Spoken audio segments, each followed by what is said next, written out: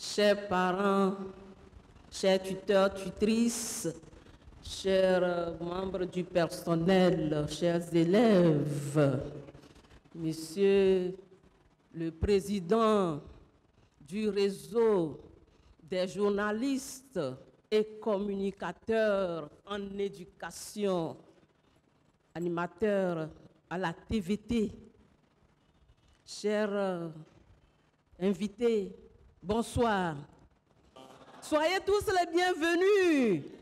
Nous sommes très honorés, très heureux de vous avoir dans cette grande salle du collège protestant Lomé-Tokoin pour que ensemble nous partagions de très bonnes choses pour la réussite de nos enfants. Soyez les bienvenus.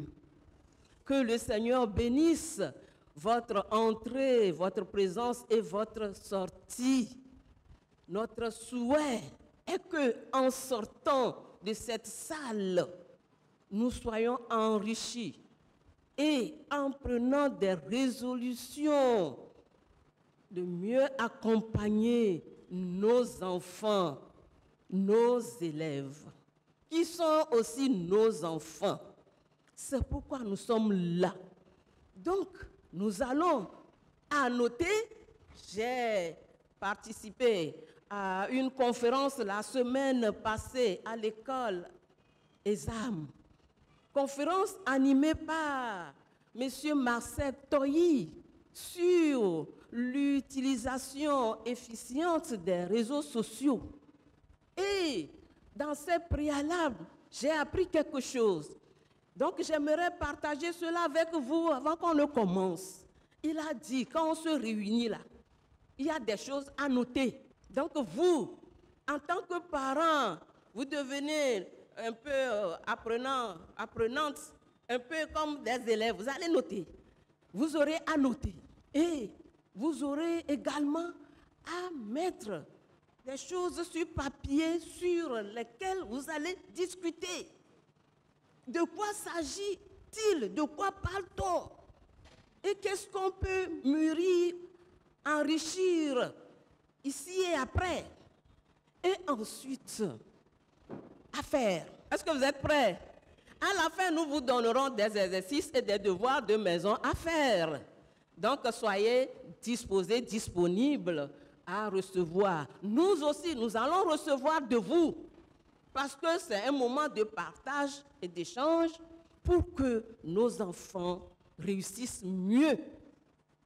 C'était le 24 janvier passé que nous avons reçu une note de notre ministre de tutelle, le professeur Kokoroko, ministre des enseignements primaires et secondaires, qui venait d'instituer un forum sur le plan éducatif scolaire et sur le plan national, au niveau de tous les établissements du Togo, que dorénavant, le deuxième temps de congé de détente sera consacré à de pareilles rencontres, parents, élèves, écoles, pour que l'école devienne réellement au service des compétences. Donc, les enfants apprennent IOA, 1 plus 1, ça ne suffit pas. Maintenant, ce sont des compétences lourdes.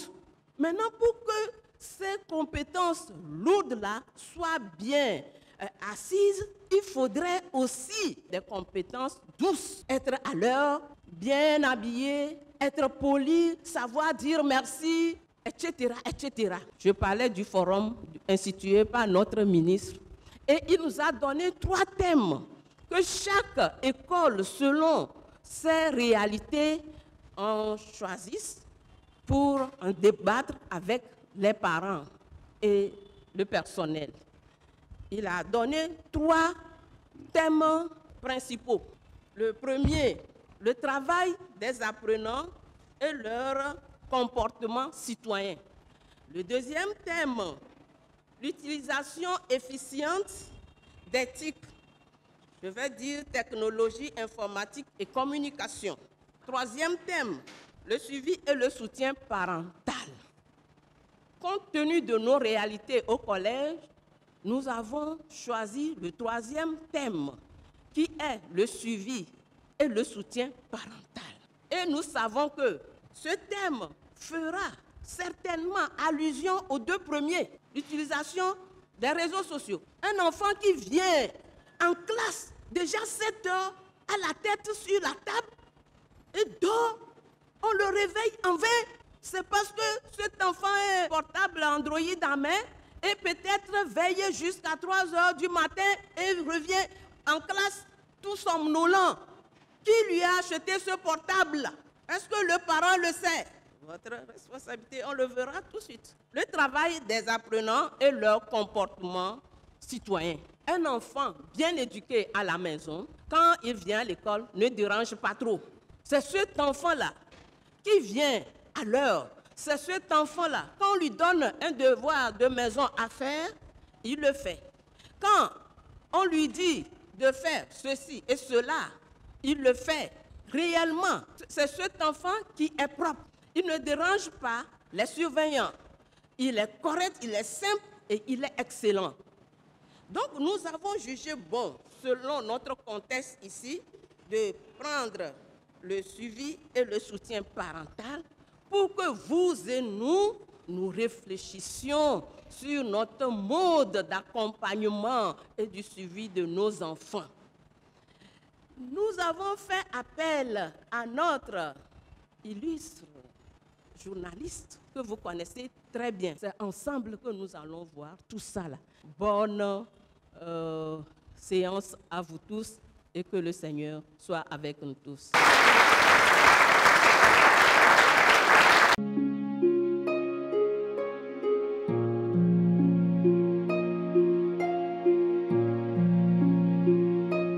Mesdames, Messieurs, bonsoir. Comme le secrétaire principal l'a indiqué, sans être exhaustif, nous allons vous énumérer quelques points, quelques comportements de nos apprenants qui justifient le choix du thème qui nous rassemble. Et c'est vrai que dans toute école, dans toutes les classes, il y a quelques écarts de comportement qu'on gère. Mais nous allons ici relever les comportements qui se présentent à nous avec une acuité un peu plus prononcée. Et de nos jours, beaucoup de nos apprenants viennent à l'école sans les livres de cours. Ils les ont. Les cahiers de cours, tout le monde en a, mais ils viennent sans cahier de cours. Il y en a qui disent, le cahier, je l'ai laissé dans la voiture, en route, je révisais, et au moment de descendre, j'ai oublié mon cahier à la maison. Le cahier, je l'ai confondu avec un autre cahier. Les livres, il y en a qui disent même que les livres sont trop lourds. On a français, on laisse le livre dans lequel on doit travailler à la maison et il ose dire les deux livres d'allemand, celui d'exercice et celui de lecture, ils sont trop lourds, donc je les ai laissés à la maison. Nos apprenants ne copient plus les cours, du moins dans leur grande majorité. Vous les voyez appliquer, vous vous approchez, vous regardez, vous vous rendez compte que c'est une simulation de prise de notes. Ou bien, ils notent dans un cahier de chimie au moment où on fait anglais, ou le contraire. C'est fréquent maintenant. Ils n'ont pas les cahiers, ils ont les cahiers, mais ils n'ont pas les bons cahiers, ils prennent notes un peu partout. Chez les tout petits, on comprendrait.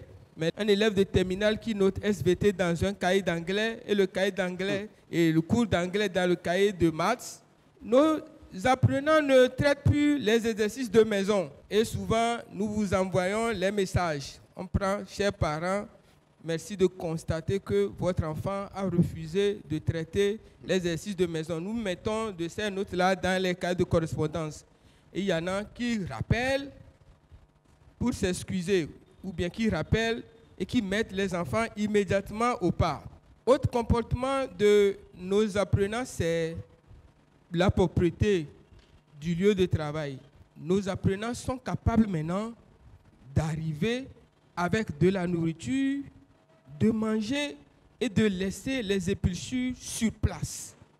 Ou bien les bouteilles vides, les takeaways vides sur place. On ne se dérange pas, ça ne nous dit plus rien d'être sale. C'est dans les escaliers qu'on finit de manger, on laisse les saletés là-bas et on va en classe. Ceux qui dorment à la première heure, le nombre a augmenté, considérablement augmenté. Si à la 4e heure, nos apprenants dorment, nous pensons qu'ils ont trop mangé en récréation et à la 4e heure, ils dorment. À la première heure, c'est-à-dire avant 7h30, on voit des jeunes, ils dorment. Vous les réveillez plusieurs fois, ils dorment, ce qui nous fait dire qu'ils ont passé la nuit sur les téléphones. La directrice en avait fait cas. Et le comble, c'est la démotivation totale. Vous pouvez voir un petit de 5e qui dit « Monsieur, vous pensez que c'est encore important pour nous de venir à l'école ?» Cette année, moi j'ai été abordé par un élève en première à 4, un élève de 5e qui demande « Est-ce que c'est vrai que l'école c'est important pour nous ?» Parce que les réseaux sociaux, il y a des gens qui se disent ayant réussi et qui leur disent sur les réseaux sociaux que l'école vous perd le temps.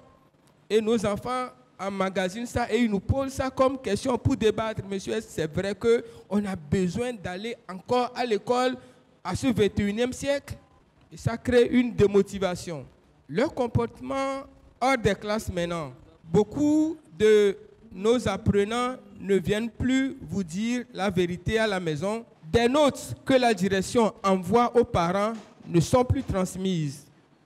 Les copies qu'on doit faire signer par les parents, certaines copies nous reviennent signées, mais pas les vrais parents. Les copies sont signées, on peut mettre maman là-bas avec une signature, la signature de maman. Mais vous poussez la curiosité d'appeler maman, vous vous rendez compte que maman n'a pas vu de copie, mais la copie est signée par maman. Ça veut dire que nos apprenants développent maintenant beaucoup de stratégies pour nous tromper et pour vous tromper aussi, vous les parents. Aux alentours du collège, on a maintenant des lieux de jeu. Ils sortent, ils s'organisent pour jouer. Soit c'est des paris en ligne, payants, soit c'est des jeux à faire sur place et ils traînent à rentrer. La direction, par l'intermédiaire du conseiller principal de l'éducation, fait ce qu'on peut, mais dans des limites données.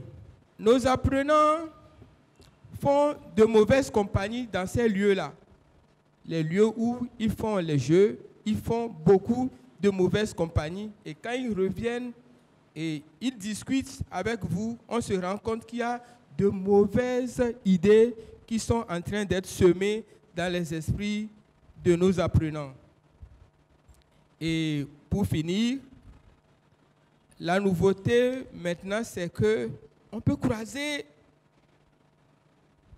des petites de 5e ou de 6e qui s'entrelacent, ce qui fait penser à l'homosexualité.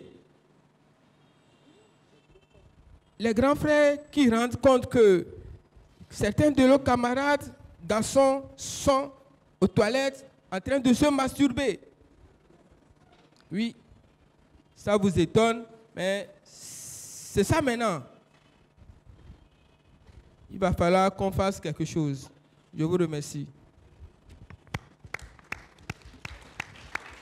Nous remercions M. Dakeche Kofi Seiram, le chef du département des sciences, qui vient de planter le décor sur le comportement, ce que nous vivons aujourd'hui auprès de nos apprenants quand ils sont à l'école ou ils sortent des classes. Maintenant, nous allons passer la parole à notre éminent conférencier, M. Marcel Toye, qui va nous décortiquer le thème, le suivi et le soutien parental. Monsieur Marcel, vous avez le micro.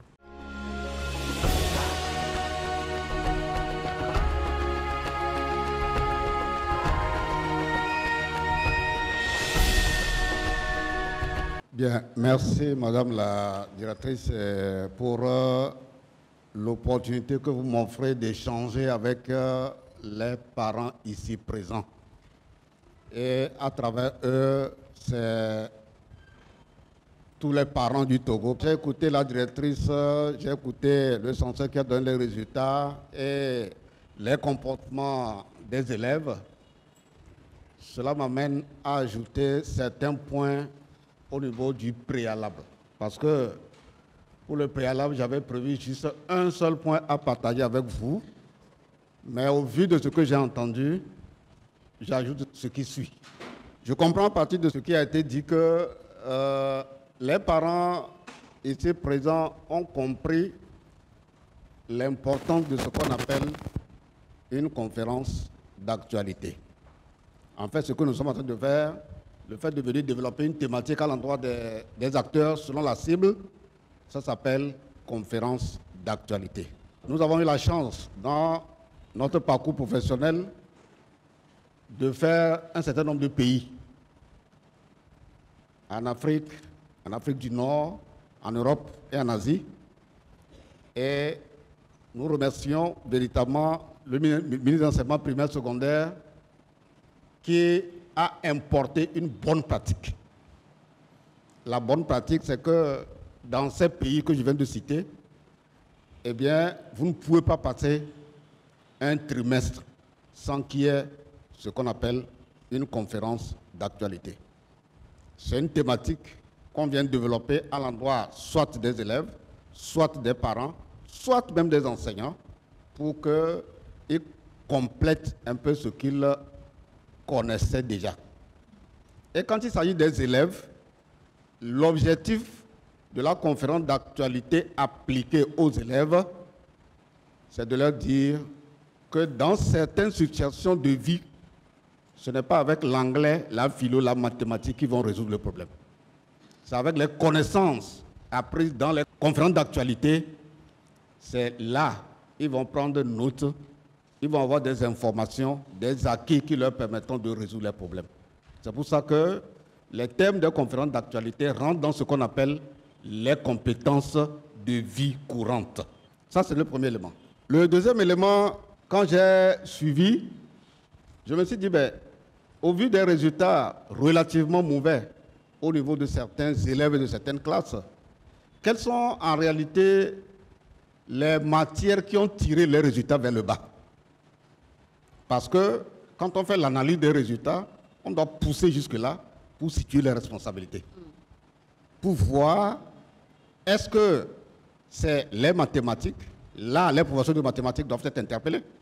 Est-ce que c'est le français? Les professeurs de français doivent être interpellés. Est-ce que Quand nous disons interpeller, ce n'est pas pour dire qu'ils font mal leur travail. Non, ce n'est pas ça. C'est pour procéder à l'analyse, pour voir quel est le degré de responsabilité qui a fait que, eh bien, leur matière n'a pas permis aux enfants, eh bien, de faire de belles performances dans la matière.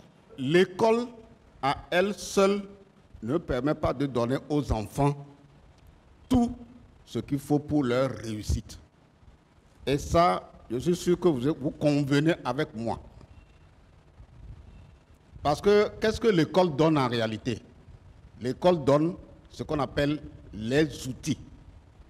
Les outils, dans le cadre de l'éducation, c'est des connaissances d'un domaine à un autre dont l'enfant a besoin pour s'en servir dans la vie. Quand je prends ce bic, le bic est un outil de travail. Selon l'usage que je vais faire de cet outil, ça ira dans mon intérêt ou non. Si je prends le bic pour écrire, ça va dans mon intérêt parce que c'est pour cela que le bic a été fabriqué. Mais si je prends ce bic pour poignarder quelqu'un, le bic devient quoi? Une arme et moi je deviens un assassin. Donc, l'usage que je fais de l'outil qu'on me donne, c'est ça qui va me promouvoir ou qui va me faire descendre aux enfers. Et tout ce qu'on vient de décrire, si rien n'est fait, eh bien ça veut dire que les enfants qui sont porteurs de ces valeurs négatives vont descendre aux enfers au regret des parents et des tuteurs de ces enfants. Et comme la direction de l'établissement ne veut pas qu'on en arrive là, l'occasion est donnée pour qu'on puisse prendre conscience de notre part de responsabilité dans ce que nous devons faire. Donc ça, c'est les éléments du préalable. Maintenant, le sujet à développer est bien libellé, suivi et soutien parental. La question est de voir pourquoi il est important pour les parents de faire le suivi et de soutenir les enfants. Il y a plusieurs raisons à cela. La première raison, c'est que les enfants, en réalité, ils sont des vulnérables et ils ne sont pas encore résilients. Parce que quelqu'un qui est vulnérable, il est exposé à beaucoup de choses et il ne se contrôle pas et il n'arrive pas à avoir la même mise, à dominer tout ce qui l'influence. Et pour cela, il faut que cet enfant ou ces enfants-là reçoivent le soutien des parents. Parce que c'est les parents qui ont amené les enfants à l'école. C'est les parents qui ont confié à l'institution école leur progéniture pour que l'école les aide à réussir dans la vie. J'ai dit, c'est des parents qui ont confié. Je n'ai pas dit les parents qui ont confié. Quand nous disons des parents qui ont confié, vous comprenez que les chercheurs en sciences sociales et en sciences de l'éducation ont fait rentrer les parents au laboratoire pour voir quelles sont les catégories de parents. Parce que c'est trop facile de porter ce nom fièrement. Est-ce que le fait que tu t'es dit que tu es parent, est-ce que tu es digne d'être appelé parent? Ne vous sentez pas frustré, s'il vous plaît. Je vous présente mes excuses avant de décliner les résultats des chercheurs qui ont fait rentrer les parents au laboratoire. Parce qu'ils ont fait aussi rentrer les élèves au laboratoire pour voir quelles sont les catégories d'élèves. Parce que ce qu'on vient de décrire tout à l'heure là, ce n'est pas tous les élèves qui sont porteurs de ces valeurs-là négatives. Non. Si vous voulez, je ne commence pas les élèves. On a sorti les résultats des recherches sur les élèves. On a vu qu'il y a plusieurs catégories. Il y a les élèves démoralisés, ceux qui se disent, dans notre famille même là, qui a dépassé même la 6e.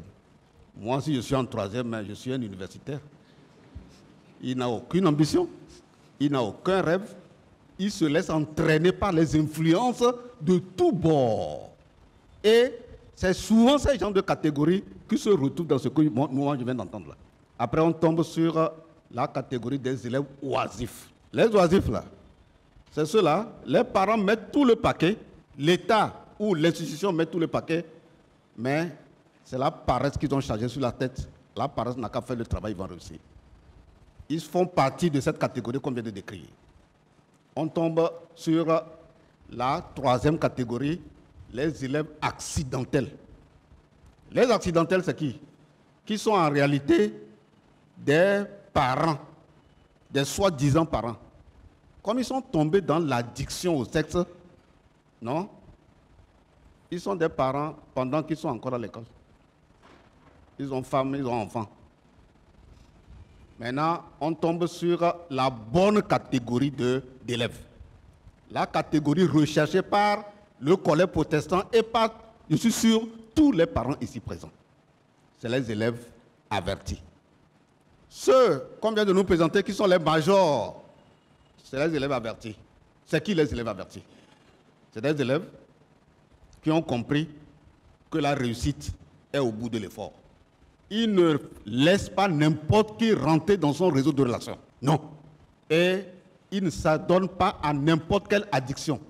Addiction à la drogue, addiction au sexe, addiction à la paresse et autres. Tu ne verras pas cette valeur-là dans cet enfant. Et je félicite au passant l'établissement qui a donné le vrai sens du mot major. Parce que dans les établissements que nous connaissons là, non, on a désigné des majors. Oui, à la rentrée, vous pouvez désigner le major. Mais dès qu'on donne les résultats, c'est les premiers, les meilleurs qui sont les majors. Parce qu'ils sont exemplaires en termes de travail, ils sont exemplaires en termes de comportement pour qu'ils soient des coachs qui inspirent les autres. Donc, félicitations au collège protestant qui a véritablement donné le vrai sens du mot major. Pourquoi il est important que les parents apportent leur soutien et suivent les enfants? C'est parce que les enfants sont dans deux processus. Le premier processus, c'est le processus de socialisation et le deuxième, c'est le processus enseignement-apprentissage. Ils sont dans les deux processus. Et comme ils sont des vulnérables, comme on l'a dit, ils ont besoin qu'on les accompagne, ils ont besoin qu'on leur donne des conseils, ils ont besoin qu'on veille au grain sur eux. En inscrivant les enfants à l'école, c'est un investissement. Et quand on investit, on attend un retour sur l'investissement. Que ce soit l'État qui a investi pour construire, pour recruter, ou une institution parapublique ou privée qui a investi, on attend un résultat sur l'investissement. Les parents attendent un résultat sur l'investissement. Les enseignants aussi qui font le travail au jour le jour attendent un résultat sur l'investissement et les élèves aussi attendent un résultat sur l'investissement. Maintenant, la question de voir comment on peut voir se refléter dans la vie de l'enfant le retour sur l'investissement. C'est la question fondamentale. Comment on peut savoir que l'investissement que nous, en tant que parents, nous faisons, il y a un retour au niveau de nos enfants. On va le voir au niveau de 3 éléments. Le premier, c'est quand l'enfant est parmi les meilleurs, c'est-à-dire qu'il est performant dans presque toutes les matières. Le deuxième élément du retour sur l'investissement, c'est que l'enfant est respectueux des parents, il est respectueux du règlement intérieur, respectueux des uns des autres. Et le dernier élément du retour sur l'investissement, c'est quand l'enfant a des connaissances sur l'orientation scolaire et professionnelle. Les 3 éléments réunis, là, on a le retour sur l'investissement. Nous devons éduquer nos enfants pour qu'on ne fasse pas le gendarme derrière l'enfant. Dès que la consigne est donnée, ne fais pas ceci, l'enfant doit être respectueux de la consigne que le parent a donnée. Quand on voit la relation entre les comportements et les résultats, on se dit qu'il y a un problème au niveau des parents. Et donc, c'est les chercheurs qui ont trouvé qu'il y a les parents démissionnaires. Quand le parent est démissionnaire, il ne prend pas ses responsabilités, il ne s'occupe pas des besoins scolaires de ses enfants, il ne répond pas aux réunions de parents, d'élèves, etc., etc. C'est beaucoup de choses. À ce parent-là, probablement, il a le référentiel d'un parent démissionnaire.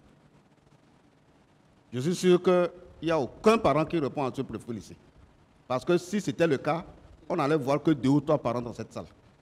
Maintenant, comme vous êtes si nombreux dans cette salle, on va arriver à votre catégorie tout à l'heure. Après, on est allé voir les parents dictateurs. Mais dictateurs à ne pas confondre avec parents rigoureux. Parce qu'il ne faut pas faire la confusion. Le parent dictateur, il n'y a pas de débat entre lui et l'enfant. Quand c'est comme ça, sachez que le confident de l'enfant, c'est la rue et c'est ses camarades qui vont le conseiller d'adopter les attitudes qu'on vient de décrire là. C'est ce qui va se passer. Et maintenant, on tombe sur le parent de référence. Celui qui est à l'image de Dieu, parce que Dieu est notre premier parent. Quand Dieu a mené les enfants israéliens en Égypte, est-ce que c'était pour leur rouler le tapis rouge? Non. C'était pour les préparer à toute éventualité. Quand ils sont respectueux de ce que Dieu dit, Dieu les bénit, ou pour ne pas dire Dieu nous bénit. Et quand nous ne sommes pas respectueux de ce que Dieu dit, nous subissons les sanctions. Et donc, c'est quelle catégorie de parents? C'est le parent démocratique.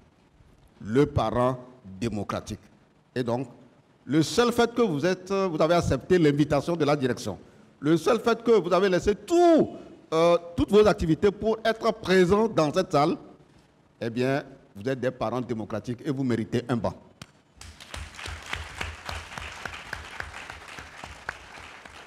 Le parent démocratique, quand il dit non, l'enfant comprend que là, c'est non. Il n'y a pas de débat. Ça ne veut pas dire qu'il est un parent dictateur. Non, c'est pas ce que ça veut dire. Donc, il autorise ce qui va dans l'intérêt de l'enfant et il lui interdit ce qu'il ne faut pas. Quand il met un outil qui a un usage à double face, vous connaissez ça, non? Portable Android, là. Quand il remet dans la main de l'enfant, il lui apprend d'abord ce qu'on appelle la notice d'utilisation. Quels sont les inconvénients de l'usage de cet outil? Tu vas dire ça à l'enfant et tu fais des séances avec l'enfant d'abord. Donc, le parent ne peut pas remettre quelque chose à l'enfant sans la notice d'utilisation. Ça, c'est quelque chose de très important. Ça, c'est au niveau de la socialisation. Donc, quand l'enfant est éduqué de cette façon, il agit par conscience du devoir et non par peur des sanctions. Il n'a pas à se dire, si je ne fais pas ceci, papa va me taper. Si je ne fais pas ce travail, il va me sanctionner. Non, c'est pas ça. Quand il reçoit une sanction, il sait qu'il a mérité, mais c'est dans le cadre de son éducation, de sa formation. Nous devons voir à quoi sont exposés nos enfants. Parce que si nous ne savons pas ce à quoi nos enfants sont exposés, on ne peut pas proposer des réponses aux parents. Puisque c'est les parents qui sont les géniteurs, c'est eux qui encadrent les enfants. Il faut connaître le problème avant de trouver les approches de réponse. Le premier élément, ou la première chose à laquelle les enfants d'aujourd'hui sont exposés, c'est le suivisme et l'effet de mode. On l'a dit tout à l'heure, X fait parce que, Y fait parce que. Donc, il suit sans réfléchir. L'autre élément auquel l'enfant est exposé, c'est quoi? C'est la paresse. Comme il est ami avec des paresseux, il n'est pas un enfant averti, et donc il fait comme l'autre. Le dégoût des études. On l'a dit tout à l'heure, un enfant de 5e qui pose la question, est-ce que vraiment vous trouvez que c'est nécessaire d'aller à l'école? Ça veut dire que très tôt, je ne sais pas à quel niveau on devait expliquer, disons, aux enfants l'importance de l'école. Pourquoi je vais à l'école? Comment on procède pour devenir ceci, pour réaliser tel rêve, etc. C'est l'école qui t'apprend comment on fait. Et donc, c'est ça l'objectif premier de l'école, à ne pas confondre avec l'objectif secondaire de l'école. Et ça veut dire que beaucoup d'enfants, aujourd'hui, ne comprennent pas ce pourquoi ils vont à l'école. Ensuite, aujourd'hui, on parle des additions, telles que l'addiction aux réseaux sociaux, à la sexualité, au feuilleton, à l'alcool, à l'acculturation, à la drogue, à la vie mondaine. C'est toutes ces additions auxquelles les enfants aujourd'hui sont exposés. Vous allez voir des garçons qui portent boucles d'oreilles. Ça, c'est l'addiction à la vie mondaine. Ça ne répond pas à nos valeurs. Il sort de quelle maison? Est-ce qu'il a des parents ou il n'a pas de parents? C'est ça, c'est la question qu'il faut se poser. Si vous, garçons, vous portez beaucoup d'oreilles là, la fille va porter quoi? La fille porte déjà pantalon. Ok, ça, il n'y a pas de problème. On a admis. Maintenant, toi, garçon, tu portes beaucoup d'oreilles. Et c'est devenu un effet de mode au niveau des jeunes garçons aujourd'hui. Et ils contaminent nos enfants qui sont dans les écoles. Sans oublier que la drogue est rentrée dans nos écoles. Ça, je ne vous cache pas. Maintenant, je ne parle pas de la tricherie, de la désobéissance des parents. C'est tout ce à quoi les enfants sont exposés. Et on va vers la fin où il est question de voir ce que le parent doit faire pour soutenir et accompagner l'enfant. Pour le faire, il y a ce qu'on appelle le suivi scolaire et l'éducation aux valeurs à instituer à l'école. Deux choses. Si les deux choses manquent au niveau de la famille, ne soyez pas surpris de ce qu'on vient de décrire des comportements des enfants. Ne soyez pas surpris. Le suivi scolaire, je vais décrire tout à l'heure les éléments du suivi scolaire et l'institution de l'éducation aux valeurs en famille. Quand les deux choses manquent là, ne soyez pas surpris. Le premier élément du suivi, c'est ce que certains parents font déjà si bien. C'est-à-dire que l'enfant arrive, quel que soit son niveau, il fait des échanges avec l'enfant pour voir s'il a copié. Puisqu'on a dit que les enfants ne copient pas. Pour voir dans quel cahier tu as copié. Comment un élève peut prendre le cahier de mathématiques et copier anglais dedans, alors que le papa a mis tout le paquet pour mettre les fournitures à sa disposition. Ça veut dire qu'il y a quelque chose qui ne va pas. Si tu fais le suivi scolaire, tu dois savoir qu'il y a un problème à résoudre. Il y a un problème à résoudre. Et donc, le premier élément, c'est que le parent doit exprimer le besoin d'accompagnement de son enfant. Parce que on est parent, mais on n'est pas spécialiste de l'éducation. Oui, les spécialistes de l'éducation, c'est ceux qui font la recherche-action dans le domaine des sciences sociales, des sciences de l'éducation. Ils trouvent des résultats qu'on peut appliquer pour apporter des changements. C'est comme quand on dit les questions de violence, par exemple, où certains parents ne croient pas. C'est les résultats des recherches qui ont amené à ce qu'on appelle les alternatives à la violence. Comment on peut éviter les violences sur les enfants?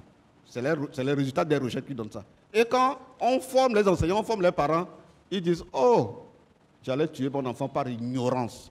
J'allais tuer nos élèves par ignorance. Et beaucoup ont tué des élèves par ignorance. Oui, dans les établissements, si vous avez les échos. Et donc, le premier élément, vous devez exprimer le besoin. Quel est le problème de votre enfant? Il faut que vous-même vous sachiez, voilà le problème de mon enfant, et j'ai besoin qu'on renforce mes capacités pour que je sois capable de pouvoir corriger et de pouvoir remettre l'enfant sur les rails. Maintenant, la question de voir où est-ce qu'on va exprimer le besoin. D'abord, au niveau de l'association des parents d'élèves, de l'établissement. Ça, c'est eux qui ont la première responsabilité.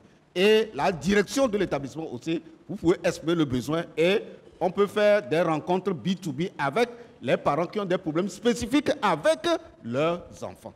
Parce que le problème que moi, parent, j'ai avec mon enfant X, le parent Y te dira non, ce n'est pas, moi j'ai pas de problème, c'est tel autre problème que j'ai.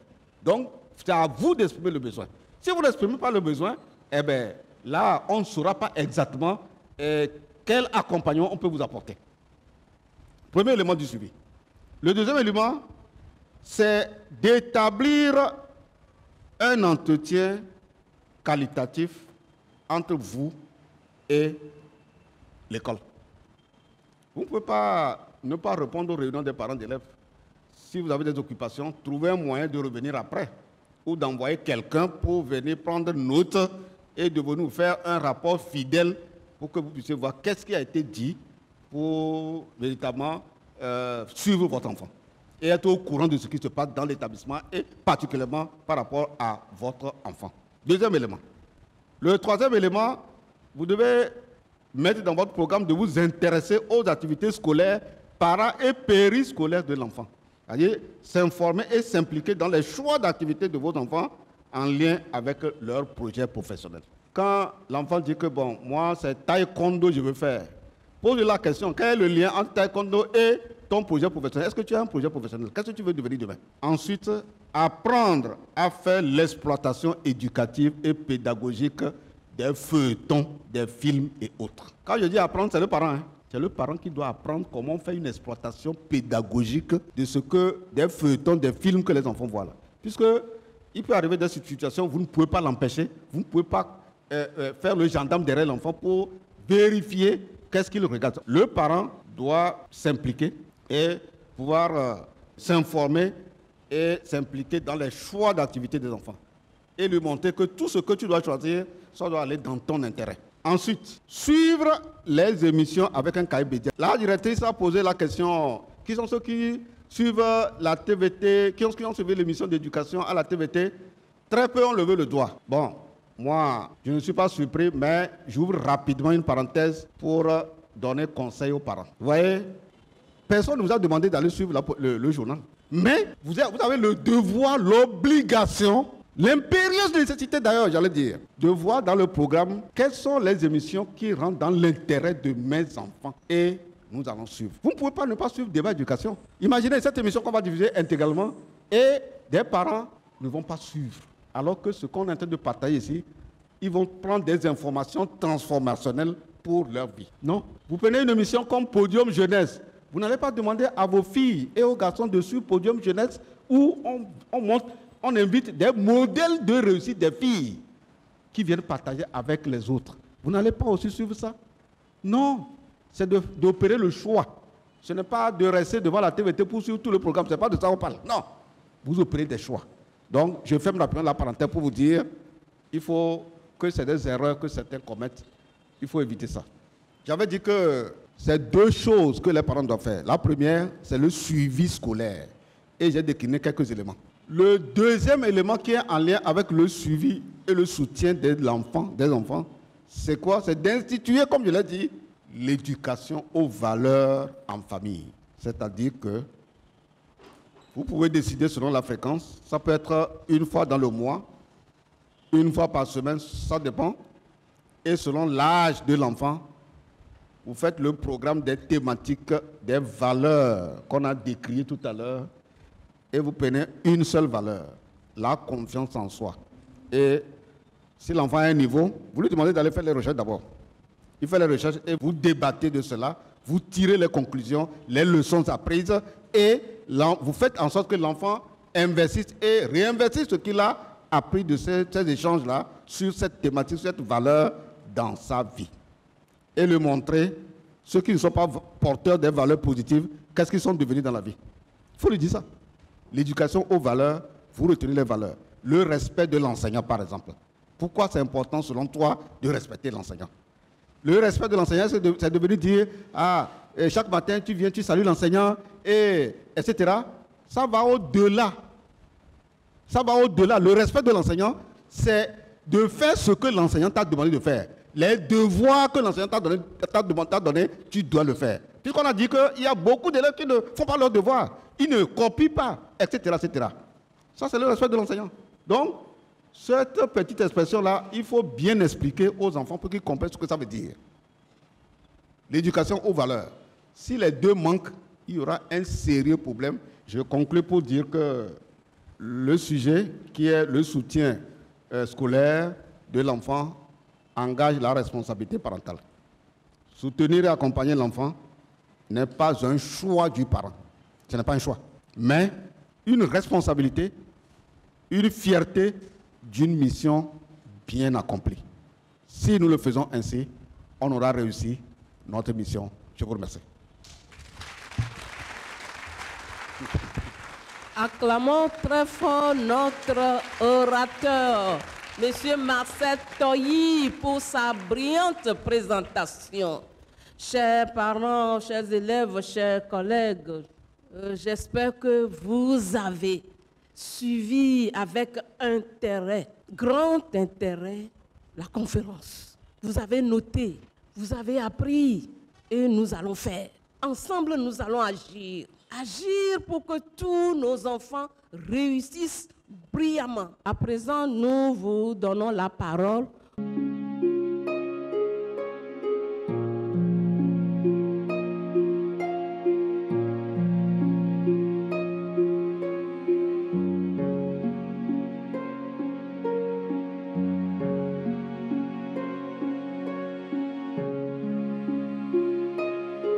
Je remercie tout le staff et puis Monsieur Marcel Toyi, bien sûr, pour son intervention.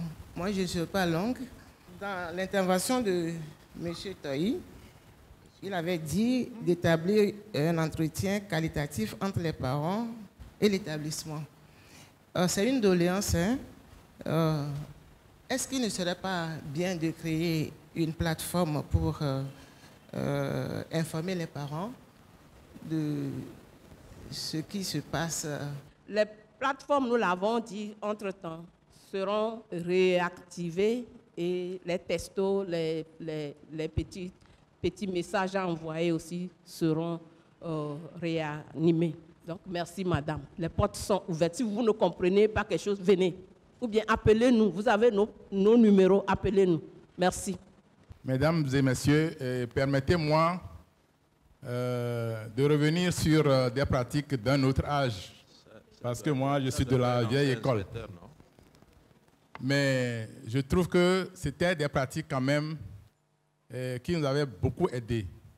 Je suis un peu choqué d'apprendre ici que des enfants des classes de terminale, même première et autres, ne font pas leurs exercices de maison.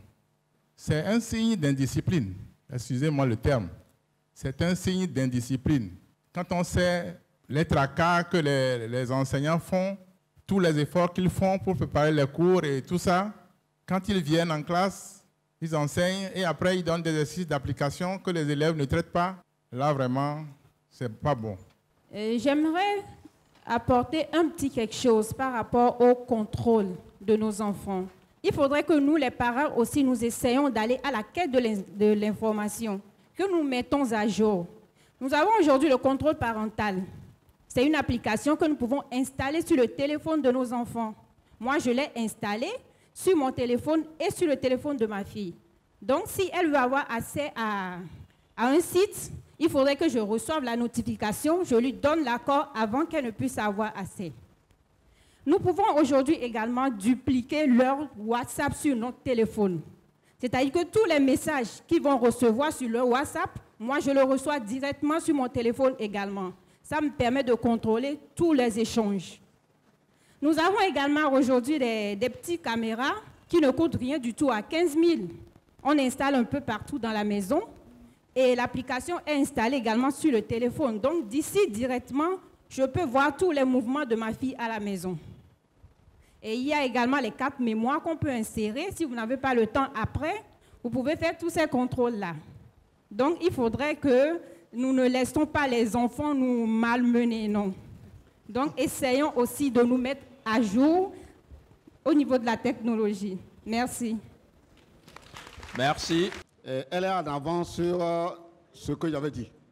Voilà, elle est en avance. Et ça rejoint un peu ce que j'ai dit, que les parents doivent exprimer leurs besoins. Il faut qu'ils expriment leurs besoins. Aujourd'hui, que nous sommes informés qu'il y a cette possibilité-là, que cette technologie-là est possible aujourd'hui, eh bien, on doit prendre normalement le contact de la dame qui vient de parler. Et l'association des parents d'élèves de l'établissement doit travailler avec la direction. Et maintenant, les parents qui veulent bien approchent maintenant la direction pour que la chose se fasse de façon formelle. Donc, voilà un peu ce que ça veut dire. Et vraiment, merci. Merci parce que j'ai appris beaucoup. Oui, c'est bon. D'accord. Je remercie le parent qui a soulevé les préoccupations que je note en 4 points. Le premier point, c'est l'importance de la concentration. Oui, c'est vrai, aujourd'hui, il est important que on enseigne à nos enfants la différence qu'il y a entre l'attention et la concentration. Il y a une différence entre les deux. Alors, je suis sur cette table. Supposons que la directrice est en train de parler au censeur. Si je fais attention, ça veut dire que mon cerveau est en train de traiter l'information et je sais de quoi on parle. Ça, c'est l'attention. Mais si je suis concentré, tout ce qu'ils disent, j'entends un bruit, mais je ne sais pas de quoi on parle. C'est ça qui est la concentration. Et ça, je vous dis que si vous voulez qu'un enfant réussisse, il faut absolument l'amener sur cette piste-là. Beaucoup d'enfants savent le faire déjà. Peut-être que leurs parents leur ont montré, etc. etc. Donc, ça, c'est quelque chose de très important. Donc, il est important qu'on forme les enfants à cela. Maintenant, il a parlé de l'usage des portables à des fins de divertissement. Quels sont les usages qu'on peut faire du portable? Usage éducatif, usage commercial, usage spirituel, etc., etc., etc., etc. Voilà. Et ça, c'est très important parce que si la chose est faite comme ça avec les parents, eh bien, l'enfant comprendra qu'on a mis dans le portable à travers les réseaux sociaux des informations et des événements pour te prendre du temps que tu devais normalement consacrer aux études. Et là, tu ne seras plus concentré. C'est cela. Maintenant, le dernier élément, reconnecter les enfants à la lecture. Il a donné la clé de la réussite. Si tout va bien, je vais publier, le document déjà en imprimerie est intitulé « Obtenir 20 en dictée, c'est possible ». Quand on était à l'école, il y avait déjà la dictée jusqu'en classe de première. Et donc, nous étions parmi les meilleurs. On s'étonne que nos enfants ramassent des zéros et tout ce qu'ils écrivent là, c'est des fautes jusqu'aux étudiants. Jusqu'aux étudiants. C'est pour ça que ceux qui ont suivi l'émission de la dernière fois, dimanche dernier, qui a porté sur le faible niveau des enfants, un inspecteur et une directrice de jardin d'enfants de Palibé, ils ont tout expliqué. Oui, les causes qui fait que le niveau des élèves pose problème aujourd'hui. Et cela va les suivre jusque dans leur vie professionnelle, malheureusement. Et donc, dans ce document, la clé, le document dont je parle, obtenu vers en dictée, la clé, c'est la lecture. Par jour, tu prends juste, ne serait-ce qu'un cas de test, tu lis le test et tu donnes à quelqu'un, la personne te fait dicter avec le même test que tu as lu. Ça te permet de faire quoi? De développer les mémoires. La mémoire visuelle, tes yeux ont vu les mots. La mémoire auditive, tu as entendu. La mémoire graphique, tu as écrit. Et le fait de répéter à plusieurs reprises avec un dictionnaire, le jour où tu seras en train de subir une dictée. Ou bien toi-même, tu veux écrire et tu as besoin d'un mot, tu ne vas pas bosser le mot. Si le mot est faux, l'œil te dira parce que tu as demandé à ton œil. Donc la mémoire visuelle a vu, la mémoire graphique a écrit. Et quand tu l'écris, si le mot est faux, ce n'est pas quelqu'un qui va venir te dire, toi-même tu le sauras.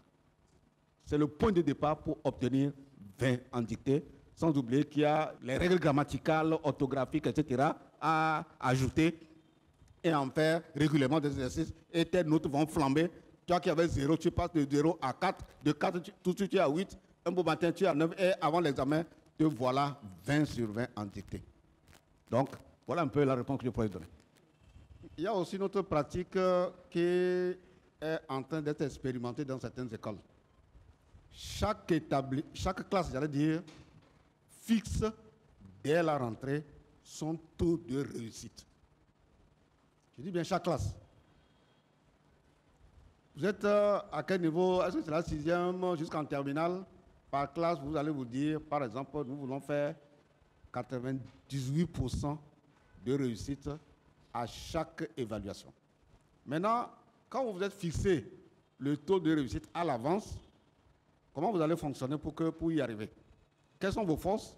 Quelles sont vos faiblesses? C'est toute une séance avec l'accompagnement des enseignants, des professeurs pour bâtir la stratégie. Et donc, on va identifier les élèves qui sont les meilleurs dans certaines disciplines, qui seront un peu comme les coachs des autres. Ils vont instituer, par exemple, les travaux de groupe. Mais quand on dit travail de groupe, il faut comprendre aussi que quand tu finis de faire le travail de groupe, tu dois revenir, reprendre tout seul ce que tu as fait en travail de groupe, parce qu'à l'évaluation, ce n'est pas une note collective qu'on donne, c'est une note individuelle. Si tu comprends ça, ne te réjouis pas parce qu'en travail de groupe, tu as bien réussi et à l'examen, on te donne le même exercice, eh bien, tu n'arrives pas à le faire. Et donc, ça, c'est quelque chose de très important. C'est quelque chose qui est en train d'être expérimenté. On va suivre pour voir est-ce que ça donne. Normalement, ça devait donner de bons résultats. Parce que ça va amener même les enfants, s'ils ont pris conscience qu'ils ont un objectif collectif dans la classe, à partir de leurs engagements individuels, ils devraient logiquement obtenir de bons résultats. Même s'ils n'atteignent pas les 98%, c'est vrai qu'ils ont mis là-bas très haut, ils seront proches des 90%. Et ça fera que on ne peut être que 100% dans la classe. Et si ce schéma marche dans chaque classe, ça veut dire que l'établissement ne peut faire que 100%. Concernant les activités dans les clubs, nous avons envoyé des avis aux parents pour que vous nous dites le club du choix de votre enfant. On avait pris au moins 3 semaines avant de démarrer les activités dans les clubs. Donc pour nous, les choix sont faits et les jours sont connus. Les sports, c'est souvent les mardis, jeudis, mais les autres activités, c'est les vendredis après les cours. Et vous devez savoir, nous l'avons dit bien, ce que vos enfants, les clubs qu'ils adhèrent et la fin des activités dans ces clubs-là et l'heure à laquelle vos enfants doivent être à la maison. Je profite de cette occasion pour dire aux parents que beaucoup de parents nous appellent à des heures tardives dans les soirées, que nos enfants ne sont pas encore arrivés à la maison. Il y a quoi? Connaissez l'emploi du temps. Les activités que nous menons ici, et suivez. S'il y a quelques activités extra, ça veut dire qui n'étaient pas programmées, nous envoyons des notes aux parents. Peut-être que les enfants ne vous montrent pas ces cahiers-là. On l'avait dit, ils ne veulent plus noter.